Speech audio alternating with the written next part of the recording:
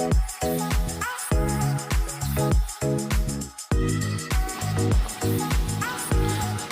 ี๋ยววันนี้เรามากินข้าวผัด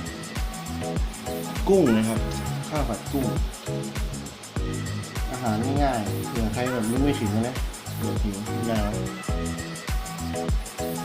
มะนาวเพิ่มวิตามินซีหน่อย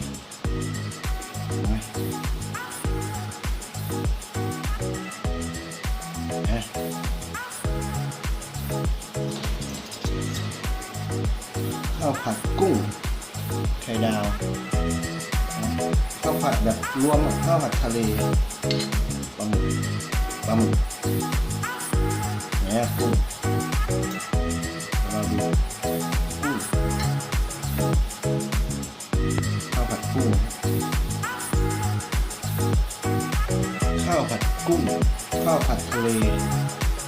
อร่อยกุ้งตัวใหญ่ๆเห็นไหม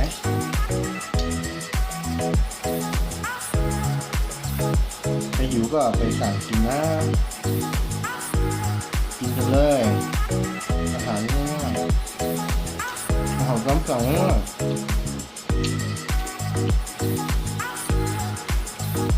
อร่อย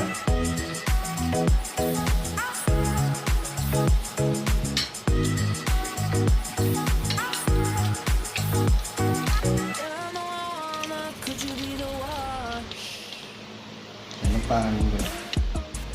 บางทีก็กินเค็มบางทีก็กินหวานแล้วไป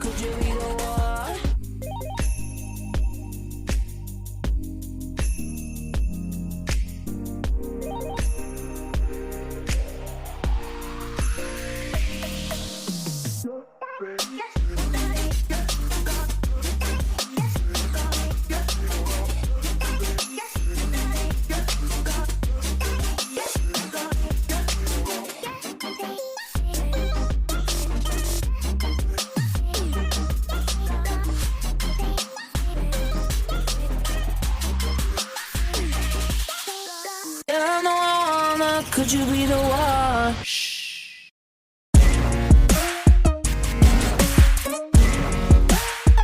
Go, go. Go, go. Could you be the one?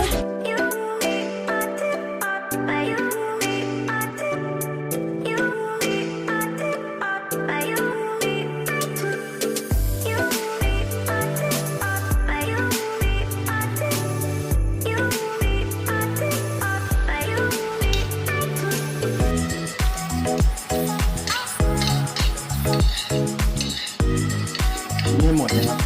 ข้าวทุกเม็ดเนี่ยชาวนาลำบากเหนื่อยแล้วก็ร้อนข้าว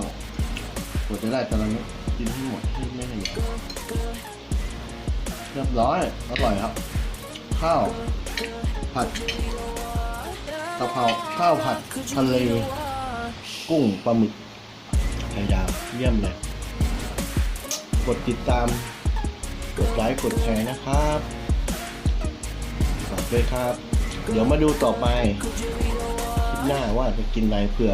อยากกินแบบผมจะได้ไปสั่งกันนึกไม่ออกครับสวัสดีครับ